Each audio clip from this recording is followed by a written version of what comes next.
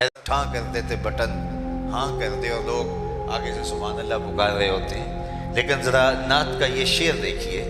نہ خرد کی روشنی تھی نہ جنوں کی آگہی تھی. نہ خرد کی روشنی تھی نہ جنوں کی آگہی تھی. تیری رہبری سے پہلے یہ جہاں جہاں نہیں تھا. تیری رہبری سے پہلے یہ جہاں جہاں نہیں تھا. تیرے آستاں سے پہلے کوئی آستاں نہیں تھا. میں وہ زمین تھی جس کا کوئی آسمان نہیں تھا. تو زندگی کا سارا جمال، زندگی کی ساری روشنیاں اور زندگی کے سارے اجالے اس دہلیز سے نصیب ہوتے ہیں. تو انسان کو شعور اپنی ذات کا بھی ملا تو اس در سے، اس دہلیز سے، اس چوکھٹ سے نصیب ہو، ورنہ آج بھی یہ دھکے کھا رہا ہوتا. اور شعور ذات الہی، توحید کا تعقل آج مجھے اور آپ کو نصیب ہے تو اسی دہلیز سے ملا ہے. ورنہ انسان تو محسوسات کا عادی ہو گیا تھا. اقبال نے کہا تھا خو گرے پے کرے محسوس تھی انسان کی نظر. شکوے میں خو گرے پے کرے محسوس تھی انسان کی نظر. بن دیکھے خدا کو پھر کوئی مانتا کیوں کر. انسان تو عادی تھا کہ وہ دیکھ کر کے چیزوں کو جن کو محسوس کرتا تھا، مبصر چیزیں تھیں، ان کو مانتا تھا. باقی قوم موسیٰ نے دو ٹوک نہیں کہا لن نؤمن لک حتی نری اللہ جہرا. ہم تمہیں نہیں مانیں گے جب تک اللہ کو کھلی آنکھوں سے نہیں دیکھیں گے. لیکن یہ حضور کے غلاموں نے نہیں کہا کہ ہم اللہ کو دیکھیں گے تو مانیں گے. کہا تجھے دیکھ لیا اسے دیکھ لیا. حضور آئینہ جمال خدا ہے. من رآنی فقد رأى الحق. جس نے مجھے دیکھا اس نے اللہ کو دیکھ لیا. تو ایک ایسی ذات پر اتنا پختہ یقین اور اس قدر تیقن کہ گرمیوں کے سخت روزے اور زبان کانٹا بنی حل خشک ہے اور 8 سال کے بچے نے روزہ رکھ لیا اور ماں اس کو سمجھا رہی ہے کہ بیٹے یہ ٹھنڈا مشروب ہے پی لیجئے، کوئی نہیں دیکھ رہا. تو وہ بچہ بھی کہہ رہا ہے ماں اللہ دیکھ رہا ہے. ایک ایسی ذات پر اتنا پختہ یقین کیسے ہو گیا جس کو دیکھا نہیں ہے، جو سوچا نہیں جا سکتا، جو سمجھا نہیں جا سکتا، جو خیال اور فہم و ادراک کی حدود سے ورا ہے. وہ اکبر الہ آبادی نے کہا تھا تو دل میں تو آتا ہے سمجھ میں نہیں آتا. میں جان گیا بس تیری پہچان یہی ہے. سوچنے بیٹھے تو سوچا نہ جا سکے، تولنے بیٹھے تو تولا نہ جا سکے، سمجھنے بیٹھے تو عقل بے بس ہے، خیالوں کی حدود سے وہ ورا ہے. تو کیسے مانے؟ نہ جوہر ہے نہ عرض ہے تو کیسے اس کو تسلیم کرے؟ اتنا پختہ یقین ہوا کیسے؟ تو میں تمہیں ایک کہانی سناؤں. سوا نامی ایک شخص جا رہا تھا، اس کے ہاتھ میں گھوڑا تھا. تو حضور کی نظر پڑی تو گھوڑا پسند آ گیا تو اس کو کہا یہ بیچتے ہو؟ اس نے کہا جی بیچتا ہوں. کتنے کا؟ اتنے کا. سودا طے ہو گیا. فرمایا تاجرانہ غرض سے تو نہیں آیا تھا، میں تو گزر رہا تھا، اچانک تمہارے سے سودا ہو گیا.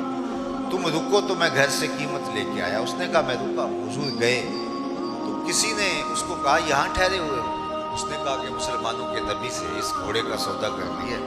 تو وہ قیمت لینے گئے تو اس نے کہا مجھ سے زیادہ پیسے لے لو. کہا میں ان سے سودا کر چکا ہوں. کہا کوئی گواہ تھا؟ کہا نہیں. کہا مکر جانا. اتنے میں حضور قیمت لے کے تشریف فرما ہوئے تو سوا نے کہا کہ میں نے تو آپ کو گھوڑا بیچا ہی نہیں. حضور کہیں ابھی ابھی میرا تیرا سودا طے ہوا. وہ کہے کوئی بات ہی نہیں. لوگ جمع ہو گئے، ہجوم بن گیا. جب لوگوں کا پریشر بنا تو سوا نے سمجھا کہ صادق بھی یہ ہیں، امین بھی یہی ہیں، تو لوگ تو ان کو ہی سچا مانیں گے، مجھے تو لوگ غلط کہیں گے، میری شہرت بھی کوئی اتنی اچھی نہیں ہے. میرا خیال تھا کہ وہ آئیں گے، قیمت دینا چاہیں گے، میں مکر جاؤں گا، بات ختم ہو جائے گی. تو لوگ جمع ہو گئے. اس نے کہا اچھا جی آپ بتائیے جب دو آدمیوں کے مابین یوں نزاع بن جائے تو آپ کی شریعت میں تصفیہ کی صورت کیا ہے؟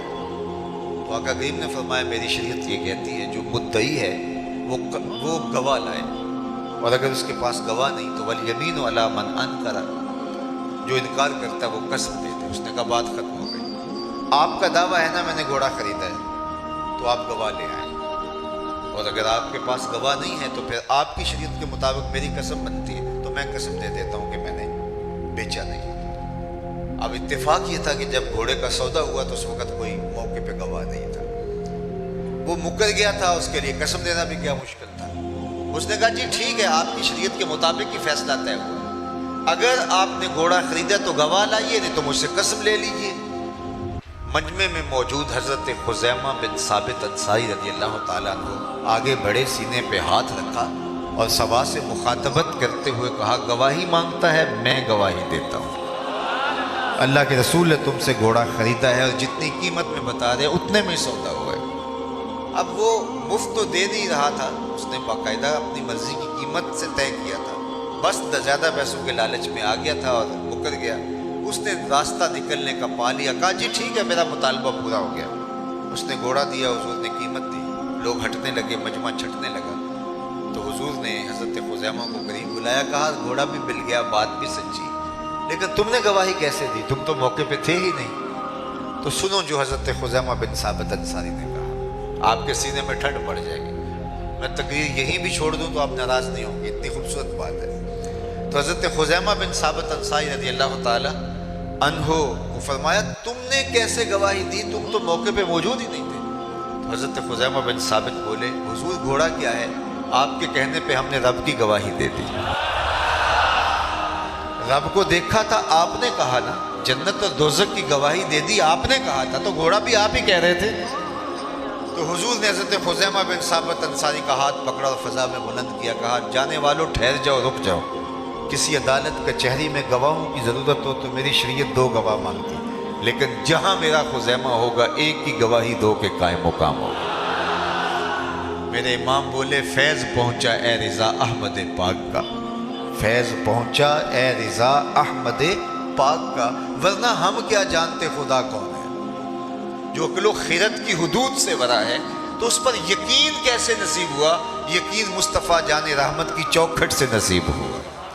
तो सारी ज़िंदगी हम इसका शुक्र अदा करते रहें तो हक़ शुक्र अदा ना हो पाए कि आका करीम अलैहिस्सलाम की वजह से हमें शऊर ज़ात भी मिला और शऊर ज़ात इलाही भी नसीब हुआ। हमें तौहीद का ताक़ुल और नूर और ईमान और तयक्कुन और यकीन भी नसीब हुआ और हमें अपने मन से भी आशनाई मिली। और अगर ये दौलत ना मिलती तो आज भी हमारी पेशानी किसी बुत के आगे रुसवा हो रही होती, हम किसी पत्थर को अपना माबूद मान रहे होते। एक शख्स इस्लाम लाने के बाद जाहलियत की कहानी छेड़ के बैठ जाता है और कहा कि जब मैं इस्लाम नहीं लाया था तो उस दौर की 2 बातें हैं, एक याद आती है तो हंसी नहीं रुकती, एक बात याद आती है तो आंसू नहीं थमते।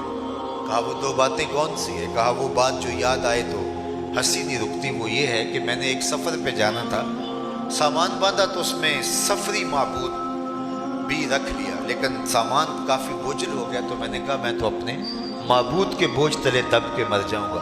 तो मैंने वो पत्थर का खुदा निकाल करके एक तरफ रख दिया और एक आटा गूंद करके छोटा सा माबूद तैयार कर लिया, उसको धूप में रख के खुश्क भी कर लिया और अपने सामान में रख लिया। रास्ते में पूजा पाठ भी चलती रही। तो शायद सफ़र अंदाज़ा सफ़र के मुताबिक था, लेकिन सफ़र को 1-2 दिन ऊपर चला गया तो तोशा ख़त्म हो गया।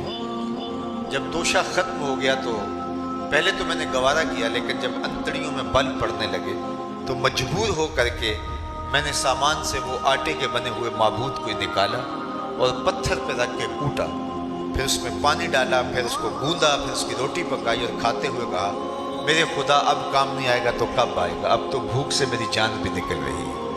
आज उस माबूद बातिल की बेबसी याद आती है तो मेरी हंसी नहीं रुकती। कैसा माबूद था कि जो अपने पुजारी से अपना तशख्खुस भी ना बचा सकता था। और एक वो बात जो मुझे याद आती है तो मेरे आंसू नहीं रुकते, और वो भी एक लंबी मुसाफत की कहानी है। मेरी बीवी उम्मीद से थी और मैं कई सालों के लिए सफ़र पे जाना था। वापस पलटा तो मेरे आंगन में एक बेटी खेल रही थी और मेरी बीवी ने इस डर से कि कहीं बेटी को ज़िंदा दरगोर न कर दे तो उसके तोतले लहजे में मेरे लिए मोहब्बत भरे जुमले रख दिए थे। मैं जो ही घर की दहलीज अबूर करता हूँ तो वो दौड़ करके मेरी टांगों से लिपट जाती है और या अबता हो कह के मुझसे मुखातबत करती है। मेरे सीने में पत्थर भी होता तो पिघल जाता, लेकिन मैं उस जालिमाना समाज की झूठी रस्मों का जकड़ा हुआ शख्स था।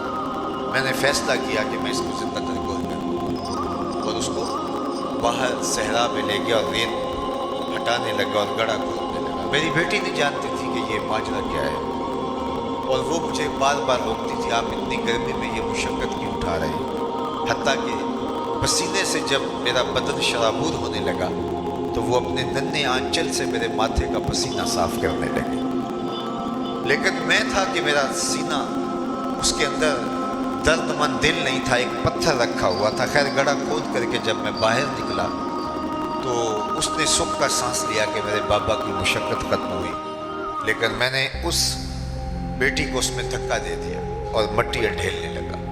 پہلے تو وہ کھیل سمجھتی رہی، لیکن جب اس کی سانسیں دبنے لگی تو اس نے ننھے اور معصوم ہاتھ جوڑ کر مجھ سے زندگی کی بھیک مانگنی شروع کر دی۔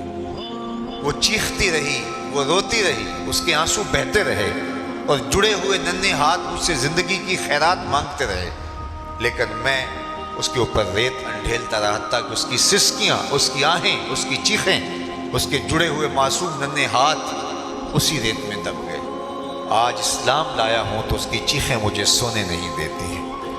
بیٹیوں کو زندہ درگور کر کے باپ فخر کر رہا تھا اور پورا معاشرہ اس لپیٹ میں تھا، اگر بیٹی زندہ ہوتی بھی تو اس کی تکریم نہ ہوتی۔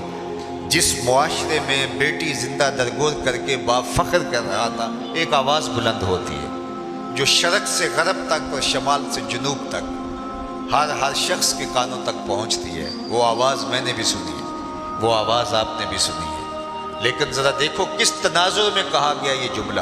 صرف یہ کلمہ محبت ہی نہیں ہے، یہ کلمہ جہاد بھی ہے۔ جب بیٹیوں کو زندہ درگور کر کے باپ فخر کر رہے ہیں، اس وقت آواز بلند ہوتی ہے، لوگوں سن لو، میری فاطمہ میرے جگر کا ٹکڑا ہے، میری فاطمہ میرے جگر کا ٹکڑا ہے۔ تو اس آواز نے کائنات کا رخ ہی بدل دیا۔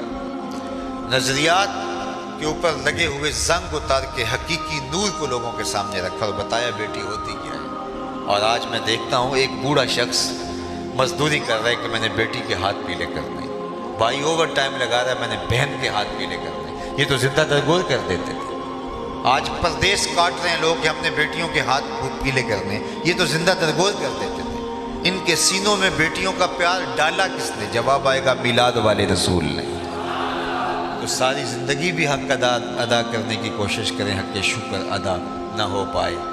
ہمیں چاہیے کہ ہم اس آقا، اس مولا، اس اپنے محبوب کی ایک ایک ادا کو اپنی روح میں جذب کر دیں، ان کے بتائے ہوئے نظام زندگی کے مطابق اپنی زندگی کے لف و نشر مرتب کریں۔ ہمارے اٹھنے والا ایک ایک قدم راہ دین کی طرف بڑھتا چلا جائے اور ہم دور سے پہچانے جائیں کہ ہم حضور کے غلام ہیں۔ ہمارا طرز زندگی اس